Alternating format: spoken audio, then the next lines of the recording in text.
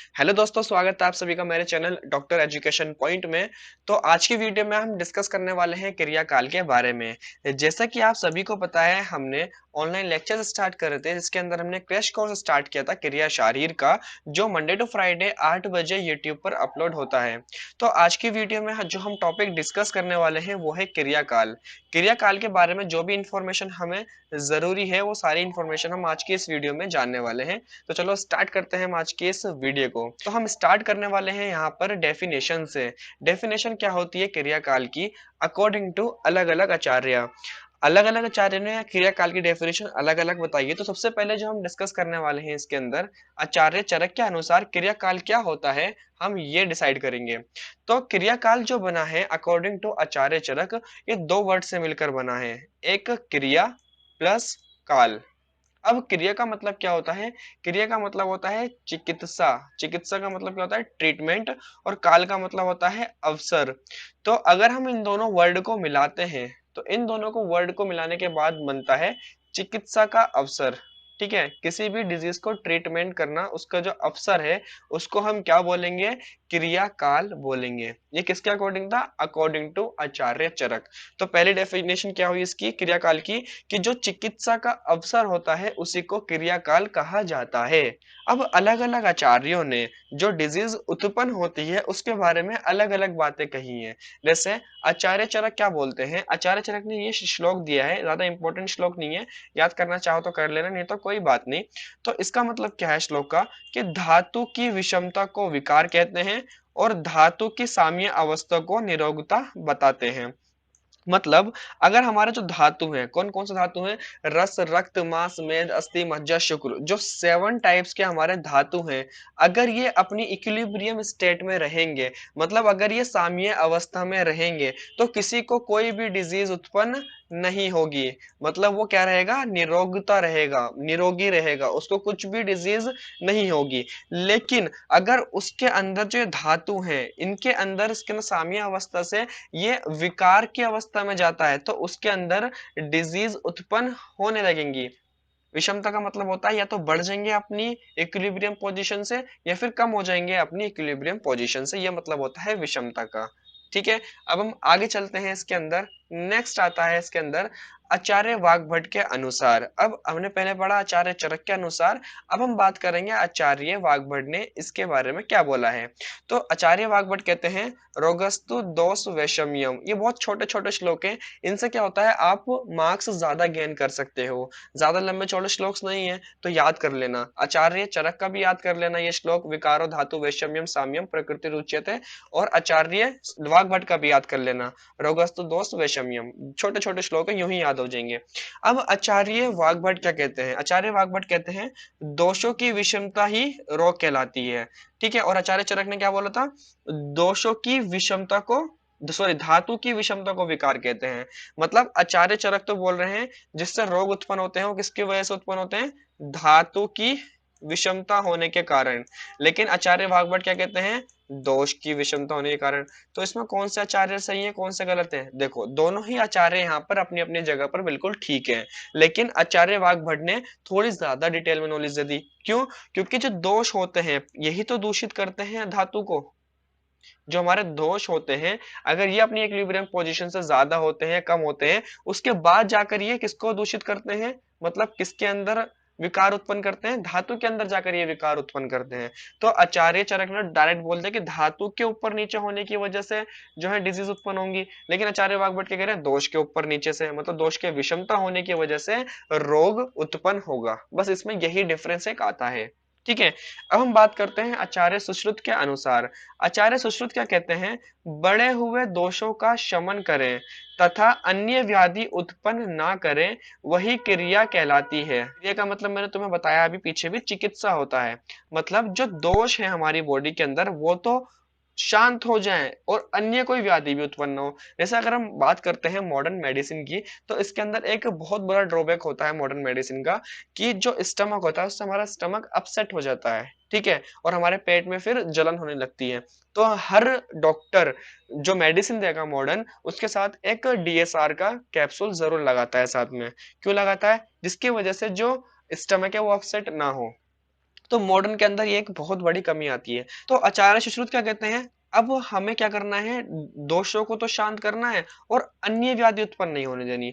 मतलब जैसे अगर हमने मान लो कोई मेडिसिन ऐसे खाई, हमारे सर में दर्द था और हमने एक ऐसी मेडिसिन खाई, हमारा सर का दर्द तो ठीक हो गया लेकिन हमारे पेट के अंदर दर्द होने लगा, तो इसको हम चिकित्सा नहीं बोलेंगे। चिकित्सा उसको बोलेंगे कि हमारे अगर सर में दर्द है और हमने अगर ऐसी मेडिसिन ली, ऐसी औषधि ली कि हमारे सर का दर्द ठीक हो गया, उसको हम बोलेंगे कि हाँ ये क्रिया है, मतलब यही एक चिकित्सा है। अब आगे देखते हैं हम क्रियाकाल के भेद। क्रियाकाल के भेद क्या होते हैं, मतलब टाइप्स ऑफ क्रियाकाल कितने प्रकार की हो सकती है। तो आचार्य चरक और आचार्य वाग्भट के अनुसार 3 टाइप की होती है। पहली चे, दूसरी प्रकोप अवस्था, तीसरी प्रशम अवस्था। चे का मतलब होता है कि दोष अपनी ही स्थान पर बढ़ रहे हैं, अपने ही स्थान पर उन्हें बढ़ना स्टार्ट कर दिया है। प्रकोप का मतलब होता है और ज्यादा प्रकोपित हो रहे हैं, और फिर हम क्या करेंगे, हमें लक्षण दिखेंगे, फिर हम मेडिसिन खाएंगे और मेडिसिन खा के उनको शांत करेंगे, उसको हम बोलते हैं प्रशम। ठीक है। तो ये 3 अवस्था आती हैं आचार्य चरक और आचार्य वाग्भट के अनुसार, लेकिन आचार्य सुश्रुत के अनुसार 6 अवस्था आती हैं और हमें वो 6 की 6 अवस्थाएं याद रखनी है। तो नेक्स्ट टॉपिक मैंने यहाँ पर देखो अलग से लिखा भी है, क्रियाकाल के भेद। और महर्षि सुश्रुत के अनुसार 6 अवस्थाएं हैं, 1 2 3 4 5 6। जो हमारा टेलीग्राम पर चैनल था वो पहले बीएमएस स्टडी सर्कल के नाम से था, जब मैंने नोट्स बनाए थे, टेलीग्राम पर भी डाले थे मैंने शायद। तो उस टाइम पर मैंने उसका नाम बीएमएस स्टडी सर्कल रखा था, लेकिन अब मैंने चेंज कर दिया है, डॉक्टर एजुकेशन पॉइंट रख दिया है। अगर आप टेस्ट देना चाहते हो तो तुम मुझे कमेंट बॉक्स में जरूर बताओ, मैं तुम्हारे लिए टेस्ट सीरीज स्टार्ट कर दूंगा टेलीग्राम पर। और टेलीग्राम चैनल है मेरा डॉक्टर्स एजुकेशन पॉइंट के नाम से, तुम चाहो तो उसको भी ज्वाइन कर सकते हो। वहां पर मैं तुमसे एमसीक्यू पूछता हूँ रेगुलरली, और तुमसे मैं टेस्ट सीरीज भी स्टार्ट करूंगा, मैं तुमसे वहां टेस्ट भी लेता रहूंगा, और साथ ही साथ में जो नोट्स वगैरह हैं वो भी तुम्हें वहां पर मिल जाएंगे। ठीक है। तो हम यहाँ पर बात कर रहे हैं किसकी, क्रियाकाल के भेद की। तो क्रियाकाल के जो भेद होते हैं वे होते हैं आचार्य सुश्रुत के अनुसार संचय, प्रकोप, प्रसर, स्थान संश्रय, व्यक्त और भेद। ठीक है। तो हमें वन बाय वन क्या करना है, ये 6 की 6 अवस्थाएं हमें पढ़नी है। जब हम ये 6 अवस्थाएं पढ़ लेंगे तो ऑटोमेटिकली हमारा ये चैप्टर फिनिश हो जाएगा। तो पहला आता है इसके अंदर प्रथम क्रियाकाल, जो संचय अवस्था है। संचय का मतलब क्या होता है कि दोषों का अपने ही स्थान पे बढ़ना। जैसे फॉर एग्जांपल वात का एक स्थान बताया गया है हमारी बोन्स, तो बोन्स के अंदर ही वात का बढ़ना। ठीक है। तो इसके अंदर क्या होता है, संचय में जो दोष है वो अपने ही स्थान पर वृद्धि करने लगते हैं, अर्थात अपने स्थानों में दोषों की वृद्धि ही चय या संचय कहलाती है। जो हमने आचार्य चरक और आचार्य वाग्भट के अनुसार पढ़ा था चय, इसी को ही हम क्या बोलते हैं, संचय बोलते हैं। ठीक है। यह रोग का प्रारंभिक अवस्था है। इसका मतलब क्या है कि जो पहली कंडीशन है दोषों के बढ़ने की, जो पहली अवस्था है, वही बोली जाती है संचय अवस्था। दोषों के जो स्थान बताए गए हैं उन स्थानों में ही दोष की वृद्धि होती है। इस अवस्था में क्या होता है, जो दोषों के स्थान बताए, मैंने तुम्हें इससे पहले 3 चैप्टर पढ़ाया ना, वात पित्त कफ निरूपण, वहां मैंने तुम्हें दोषों के स्थान बताए थे, अलग अलग श्लोक बताया था, तुमसे लर्न करने के लिए ही बोला था। किस किस को वो श्लोक याद है, मुझे जरा कमेंट बॉक्स में जल्दी से बताओ। ठीक है। तो वो जो स्थान बताए गए थे, उसी स्थान पर क्या होता है, दोष बढ़ने लगते हैं। ठीक है। अब आगे हम बात करेंगे इसके अंदर कि ये जो दोष है अपने स्थानों पर बढ़ रहे हैं, ये क्यों बढ़ रहे हैं, इनका क्या रीजन हो सकता है, इसका कारण क्या हो सकता है। तो इसके 4 कारण हमें बताए गए हैं। पहला आता है इसके अंदर असात में इंद्रियात संयोग, दूसरा आता है प्रज्ञापराध, तीसरा आता है ऋतुओं के अनुसार, एंड लास्ट वन है वे दिन रात्रि के अनुसार। तो वन बाय वन हमें इसमें सारे कवर करने हैं कि जो दोषों का संचय हो रहा है उसके क्या क्या कारण हो सकते हैं। तो पहला आता है इसके अंदर असात्मीय इंद्रियात संयोग। जो असात्मीय इंद्रियात संयोग है, इसका मतलब होता है इंद्रियों का अपने विषयों के साथ अति योग हो जाना, अयोग हो जाना, या फिर मिथ्य योग हो जाना। अब इंद्रियों का अपने विषयों के साथ मतलब क्या है, इसका मतलब, तो हमारी जो इंद्रियां हैं, सपोज करो मैं यहाँ पर तुम्हें 5 ज्ञानेंद्रियों का एग्जांपल लेकर समझाता हूँ। 5 ज्ञानेंद्रियों में से पहली इंद्रिया आती है, उसका नाम है श्रोत्र। श्रोत्र का मतलब होता है हमारे कान, हमारे जो कर्ण होते हैं उसको बोलते हैं। और इसकी जो तन्मात्रा होती है उसको हम बोलते हैं शब्द, मतलब इसका जो गुण होता है उसको क्या बोलते हैं, शब्द। शब्द का अर्थ होता है सुनना। तो यहाँ पर मैंने लिखा है इंद्रियों का अपने विषयों के साथ अतियोग हो जाना, मतलब अपने कान से हम सुन रहे हैं, और अतियोग का मतलब क्या हो गया, हमें ज्यादा चीजें सुनाई देंगी। मतलब जैसे कोई कोई पर्सन तुमने सुना होगा ये बोलता है कि मुझे जो है ऐसे दरवाजा पीटने की आवाजें आती हैं। क्यों आती हैं? क्योंकि उसके अंदर दोष प्रकोपित हो चुके हैं और उसके जो इंद्रियां हैं वो अपने विषयों के साथ क्या कर रही हैं, उस टाइम पर अतियोग कर रही हैं। अगला आता है इसके अंदर अयोग। मतलब कभी कभी ऐसा होगा, तुमने पेशेंट को सुना होगा कि उसको किसी चीज की आवाज सुनाई नहीं देती, कोई अगर बेल बजा रहा है उसको उसकी आवाज नहीं आएगी, तो इसका मतलब क्या है, उसकी इंद्रियां अपने विषय के साथ क्या कर रही हैं, अयोग कर रही हैं। अगला आता है मिथ्या योग। मिथ्या योग का मतलब होता है उसे कभी तो आवाज आएंगी, कभी आवाज नहीं आएंगी। ये सब क्या है, ये सब माने गए हैं रोग के कारण। इसे बोलते हैं असात्मीय इंद्रियात संयोग। मतलब जो हमारी इंद्रियां हैं वो अपने विषयों के साथ या तो अतियोग कर लेंगी, अयोग कर लेंगी या मिथ्या योग कर लेंगी। अब नेक्स्ट आता है इसके अंदर प्रज्ञापराध। प्रज्ञापराध का मतलब होता है बुद्धि धैर्य के भ्रष्ट हो जाने पर जब व्यक्ति अशुभ काम करे। मतलब तुमने देखा होगा कोई कोई जो व्यक्ति होते हैं वो उल्टा सीधा काम कर लेते हैं, जिन्हें हम बोलते हैं मस्त। और अगर वो मस्त होने के बाद अशुभ कार्य कर रहा है, मतलब है तो वो मस्त इंसान जो मतलब दिमाग से पैदल है, लेकिन उसके बाद वो अशुभ काम कर रहा है, मतलब ऐसा काम कर रहा है जो उसे नहीं करना चाहिए, तब उसके अंदर क्या होंगे, दोष प्रकोपित होंगे और उस कंडीशन को हम बोलते हैं प्रज्ञापराध। अगला आता है ऋतुओं के अनुसार। तुमने अब तक पढ़ लिया होगा कि कौन से ऋतु में कौन सा दोष प्रकोपित होता है। जैसे फॉर एग्जांपल वर्षा ऋतु में वात दोष प्रकोपित होता है। तो हम अगर हम वर्षा ऋतु में वातज आहार विहार खाएंगे तो हमारे अंदर जाहिर सी बात है वात बढ़ेगा। इसलिए हमें वर्षा ऋतु में वातज आहार विहार ना खाकर पित्तज और कफज खाने चाहिए ज्यादा और वातज खाने चाहिए कम। इसी तरीके से अगर हम वसंत ऋतु में कफज आहार विहार खाएंगे तो हमारी बॉडी के अंदर कफ बढ़ेगा। ये सिंपल सी बात है। और लास्ट आता है इसके अंदर वे के अनुसार। मतलब वे का मतलब होता है जो हमारी उम्र है उसके अनुसार। अगर हम बाल्य अवस्था में रहते हैं तो हमें पता है हमारे अंदर कफ ज्यादा होता है, और अगर हम कफज आहार विहार लेंगे तो हमारी बॉडी के अंदर कफ बढ़ेगा। अगर हम युवा अवस्था में है तो पित्त ज्यादा होता है, अगर हम पित्तज आहार आहार विहार लेंगे तो पित्त बढ़ेगा। अगर हम वृद्ध अवस्था में है, बुढ़ापे में है, तो वहां पर वात बड़ा होता है। अगर हम वातज आहार विहार लेंगे तो वातज व्याधि, मतलब वातज जो व्याधि है, डिजीज है, हमें उसके होने के चांस होते हैं। तो अभी हमने क्या पढ़ा, जो हमारे दोष है वात पित्त कफ, उनका संचय कैसे होता है, हमने ये सारी चीजें पढ़ी।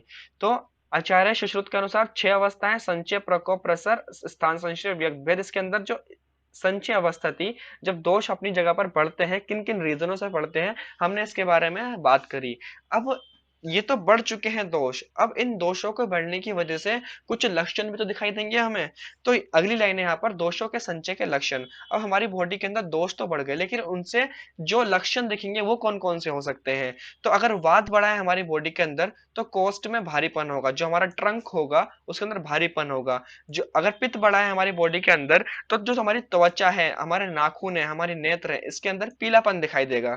और अगर हमारी बॉडी के अंदर कफ बढ़ा है तो इसके अंदर इसकी वजह से क्या होगा, हमारी अग्नि मंद हो जाएगी, हमारा जो खाना है वो इजीली डाइजेस्ट नहीं होगा, अंगों में भारीपन आएगा और हमें बार बार नींद आएगी, मतलब हम अलकसाएंगे कुछ भी काम करते हुए। ठीक है।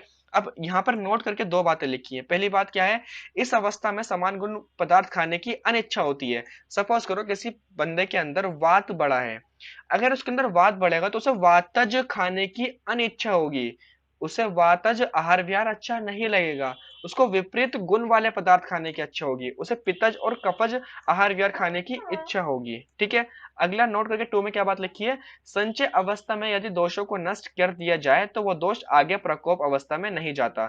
जो हमने 6 अवस्था पढ़ी है उसके अंदर पहली आती है संचय, और जो दूसरी अवस्था आती है वो आती है प्रकोप। लेकिन अगर जो दोष बढ़ा, हमने लक्षण देखे, अगर हमने इसको यही नष्ट कर दिया तो जो दोष बढ़ गए हैं वो आगे वाली अवस्था में नहीं जाएंगे, प्रकोप अवस्था में वो वही शांत हो जाएंगे। लेकिन सपोज करो हमने उन लक्षणों को इग्नोर कर दिया तो हमारे दोष बढ़ेंगे, संचय हुआ पहले दोषों का, फिर क्या होगा, वो अगली अवस्था में चले जाएंगे जिसको हम बोलते हैं प्रकोप अवस्था। तो यहाँ पर स्टार्ट होता है हमारा द्वितीय क्रियाकाल। प्रथम क्रियाकाल हमने पढ़ लिया। अब द्वितीय क्रियाकाल में क्या होता है, इस अवस्था में दोष अपने ही सब स्थान पर संश्रित एवं स्थिर फैलने और प्रकोपित होने लगते हैं। मतलब अपने स्थान पर तो हल्के से बढ़े थे, अब अपने स्थान पर और ज्यादा बढ़ने लगते हैं, और ज्यादा बढ़ेंगे। ठीक है। अब जैसे वायु है, वायु कब बढ़ेगी, अगर मान लो वात बढ़ा है तो वर्षा ऋतु में, पित्त बढ़ा है तो शरद ऋतु में, कफ बढ़ा है तो बसंत ऋतु में, जैसे हमने भी पहले पढ़ा था। ठीक है। अब इनके कारण क्या क्या हो सकते हैं, जैसे संचय के कारण थे ऐसे ही प्रकोप के कारण है। वात प्रकोप के कारण क्या है, अपने से अधिक बलवान से लड़ना। ठीक है। अधिक व्यायाम करना, ज्यादा एक्सरसाइज करना, अधिक मैथुन करना, मैस्टिब्यूरेशन करना, ऊंचे से गिरना, दौड़ना, चोट लगना, मांस मूंग मसूर मटर का ज्यादा सेवन करना, ज्यादा उपवास रखना, जो व्रत होते हैं रोजे होते हैं।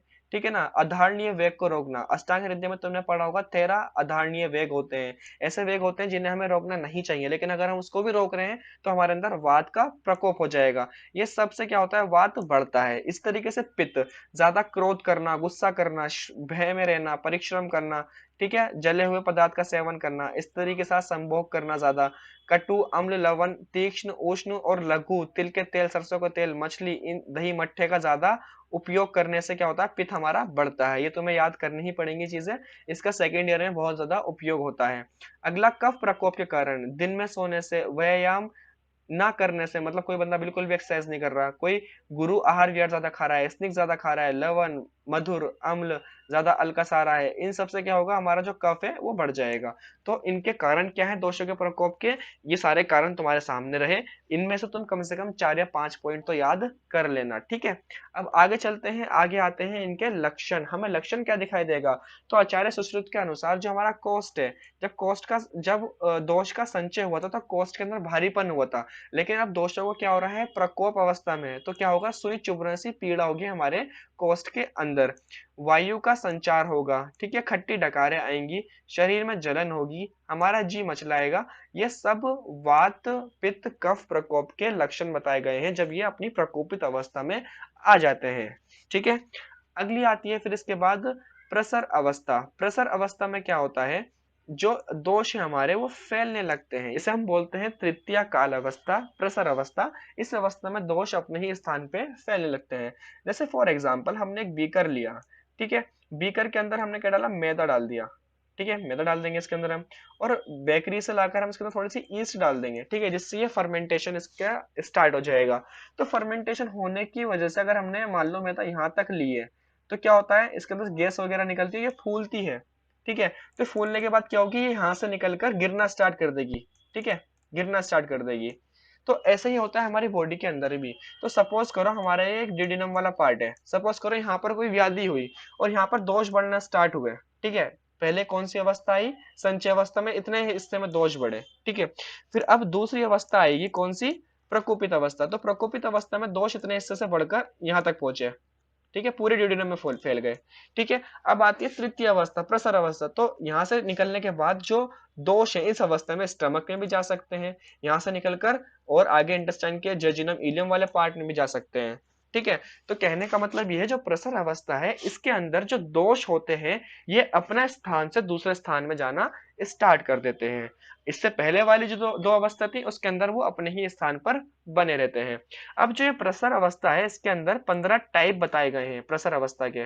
वो कौन कौन से हैं 15 टाइप, हमें सिर्फ 4 याद करने हैं, वात, पित्त, कफ और रक्त, ठीक है। 4 याद करो, फिर तुम इससे ही इसका कॉम्बिनेशन बना सकते हो। कैसे, पहले कर दो वात पित्त इस तरीके से, फिर कर दो वात कफ इस तरीके से, फिर कर दो पित्त कफ, ठीक है, फिर कर दो वात रक्त इस तरीके से, इसके बाद कर दो पित्त रक्त, फिर कर दो कफ रक्त, फिर कर दो वात पित्त कफ, फिर कर दो पित्त कफ रक्त, फिर कर दो वात कफ रक्त, फिर कर दो कफ रक्त। तो इस तरीके से तुम 15 अवस्थाएं ये बना सकते हो इन 4 पॉइंट से ही। एक बार बनाकर जरूर देखना। अब आगे चलते हैं, इसके अंदर हम इसके लक्षण, देखो ये वीडियो थोड़ी लंबी हो सकती है, लेकिन इसी ही वीडियो में पूरा क्रियाकाल तुम्हें एक्सप्लेन कर दूंगा, ठीक है ना। अगला आता है इसके अंदर इसके लक्षण। लक्षण, वात अगर हमारी बॉडी के अंदर प्रसर अवस्था में चला जाएगा तो हमारा जो उदर है, जो हमारा कोष्ठ है, उसके अंदर वेदना होगी और गुड़ गुड़ सी आवाज आएगी, मतलब गुड़ गुड़ सा शब्द का होना, ये क्या है, एक वात का लक्षण है अगर वात प्रसर अवस्था में चला जाता है। अगला आता है पित्त। धुएं के समान हमें श्वास या डकार आएगी, ऐसा लगेगा अगर हम डकार लेंगे तो हमारे मुंह से धुआं निकल रहा है, अगर पित्त प्रसर अवस्था में आता है। और अगर कफ प्रसर अवस्था में आता है तो भोजन हमारी बॉडी के अंदर नहीं पचेगा, छर्दी वमन मतलब हमारे उल्टी होगी, हमें वॉमिटिंग होगी और हमारे अंगों में दर्द रहेगा। ये सारी टर्मिनोलॉजीज तुम्हें याद करनी पड़ेंगी, ठीक है ना। अब आगे चलते हैं, आगे आती है इसके बाद इसकी अगली क्रियाकाल की अवस्था जिसे हम बोलेंगे चतुर्थ क्रियाकाल, जिसका नाम है स्थान संश्रय। जैसे कि इसके नाम से ही पता चल रहा है तुम्हें, स्थान संश्रय, इसमें क्या होता है, जो हमारे दोष हैं वात पित्त और कफ, और जो हमारी धातु है, 7 प्रकार की धातुएं हैं हमारी, ठीक है, जो दूषित होती हैं, दोष क्या करते हैं, दूषित करते हैं सामने वाले को। तो इस अवस्था में क्या होती है, जो दोष है और जो दूषित हुई हुई चीजें हैं वो ये एक ही स्थान पर आकर बैठ जाती हैं। तो इससे क्या होगा, जो हमारी व्याधि है वो और ज्यादा बढ़ेगी। ठीक है। तो आचार्य चक्रपाणि ने क्या बोला है, जहां दोष और दूष्य एकत्रित हो जाते हैं उसे स्थान संश्रय बोलते हैं। दोष जैसे कि वात पित्त कफ, या फिर दूषित जैसे कि हमारे सात धातु, तीन मल जो दूषित हो जाती हैं, ये सब क्या होंगी, एक जगह एकत्रित हो जाएंगे, जिसकी वजह से हमारी व्याधि और बढ़ जाएगी। और इस पर्टिकुलर स्टेज को हम बोलते हैं स्थान संश्रय। ओके। जनरली होता क्या है, इस व्याधि में जो लक्षण है वो प्रकट नहीं होते, इससे आगे वाली अवस्था में जो लक्षण है वो इजीली प्रकट हो जाते हैं। ठीक है। दोष और दूष्य को मिलना ही दोष दूष्य समूर्छना कहलाता है। क्वेश्चन में तुमसे पूछ सकता है 2 नंबर में, दोष दूष्य समूर्छना को एक्सप्लेन करो। तो तुम इसको एक्सप्लेन करने के लिए क्या बोलोगे कि इसका मतलब होता है जहां दोष और दूष्य आपस में एकत्रित होते हैं उसी को हम क्या बोलते हैं, स्थान संश्रय बोलते हैं। ठीक है। इस प्रकार दोष दूष्य समोचना जिन भागों में होता है उसी के अनुरूप रोग उत्पन्न होते हैं। इसका मतलब है जो दोष और दूष्य जिस भी स्थान पर जाकर बैठेगा उसी के ही अनुरूप से रोग उत्पन्न करेगा। जैसे फॉर एग्जांपल, अगर वो उदर में जाकर बैठ गया, उदर मतलब हमारे अगर पेट में जाकर बैठ जाते हैं दोष और दूष्य, तो क्या कर देंगे, विसूचिका उत्पन्न कर देंगे। विसूचिका का मतलब होता है हैजा उत्पन्न कर देंगे। और अतिसार उत्पन्न कर देंगे। अतिसार का मतलब होता है डायरिया। ये इसके लक्षण नहीं है, ये बता रहा है कि अगर ये एकत्रित हो गए उदर में तो ये चीजें व्याधि को उत्पन्न कर सकते हैं। और अगर ये हमारे गुद्द में जाकर बैठ गए तो हमें अर्श कर सकते हैं। अर्श का मतलब होता है पाइल्स, ये पाइल्स कर सकता है जिसे हम बोलते हैं बवासीर। अगला, अगर ये जत्रु में बैठ गया जाकर, जत्रु का मतलब होता है हमारे क्लेविकल के रीजन के आसपास ये बैठ जाता है दोष और दूष्य, तो ये नासा रोग उत्पन्न कर सकते हैं, नेत्र रोग उत्पन्न कर सकते हैं, कंठ मुख रोग, मतलब जनरली ईएनटी वाले जितने भी रोग हैं, जत्रु के उदर मार्ग के ऊपर जितने भी रोग उत्पन्न है वो सब ये कर सकते हैं अगर दोष और दूष्य का स्थान संश्रय जत्रु के आसपास का ही हो जाता है। ठीक है। चौथी क्रिया का अवस्था तुम्हें समझ आई होगी, आई होप। अब हम आगे चलते हैं अपनी नेक्स्ट अवस्था में, जो है व्यक्त अवस्था। व्यक्त अवस्था जैसे इसके नाम से पता चल रहा है, इस अवस्था में जो लक्षण है हमें वो अच्छे रूप से प्रकट होने लग जाते हैं। इस अवस्था में दोष दूष्य समूर्छना फलस्वरूप व्याधि के लक्षण या चिन्ह प्रकट होने लग जाते हैं। जैसे जैसे हम अगर हमारी बॉडी के अंदर मल ज्यादा निकलेगा तो हम सोच लेंगे कि हाँ इसको अतिसार है। अगर हमारी बॉडी के अंदर ताप ज्यादा बढ़ जाएगा तो हम कह देंगे इसको ज्वर है, ज्वर मतलब इसे बुखार है। अगर त्वचा का पीलापन ज्यादा दिखेगा हमें तो हम कह देंगे इसे कामला है, कामला मतलब इसको जॉन्डिस है। ठीक है। तो इस अवस्था में जो लक्षण है वो सही रूप से प्रकट होने लग जाते हैं। अब अगली क्रियाकाल आती है इसके अंदर, षड क्रियाकाल, जिसको हम बोलते हैं भेद अवस्था। अब ये जो भेद अवस्था है, इस अवस्था में आने के बाद हम डिफरेंशिएट कर सकते हैं कि कौन से दोष के कारण व्याधि उत्पन्न हुई है, वात के कारण हुई है, पित्त के कारण हुई है या कफ के कारण हुई है। तो इस अवस्था में हम वातिक, पित्तिक और श्लेषिक आदि भेद कर सकते हैं। ठीक है। और यहीं पर आकर हम पता लगा सकते हैं जो हमारी व्याधि है वो साध्य है या असाध्य है। साध्य का मतलब होता है जो डिजीज को हम इजीली ठीक कर सकते हैं, और असाध्य का मतलब होता है जिस डिजीज को हम ठीक नहीं कर सकते। तो वो षष्ठ क्रियाकाल की अवस्था में आने के बाद ही पता चलता है हमें कि जो हमारी व्याधि है वो साध्य है या असाध्य है। ठीक है। तो यहाँ पर ये 6 प्रकार थे किसके, क्रियाकाल के। तुम्हें ये 6 के 6 प्रकार याद करने हैं। जहां जहां श्लोक की इंपॉर्टेंस थी मैंने तुम्हें वहां वहां श्लोक याद करने के लिए कहा है, वहां वहां तुम्हें श्लोक याद करना है। बाकी तुम्हें इनके कारण याद करने हैं कि संचय क्यों हो रहा है, प्रकोप क्यों हो रहा है, इनके एटलीस्ट तुम्हें 4 पॉइंट तो याद कर लेने हैं। ठीक है। अब इसके बाद एक बहुत ही ज्यादा इंपॉर्टेंट क्वेश्चन पूछा जाता है कि भाई इसके यूजेस तो बताओ। ठीक है। यूजेस ऑफ क्रियाकाल, तो क्रियाकाल का क्या महत्व है हमारी बॉडी के अंदर, इसका महत्व बताओ। तो तुम बता सकते हो इसका महत्व क्या है, इससे हम इजीली डायग्नोज बना सकते हैं।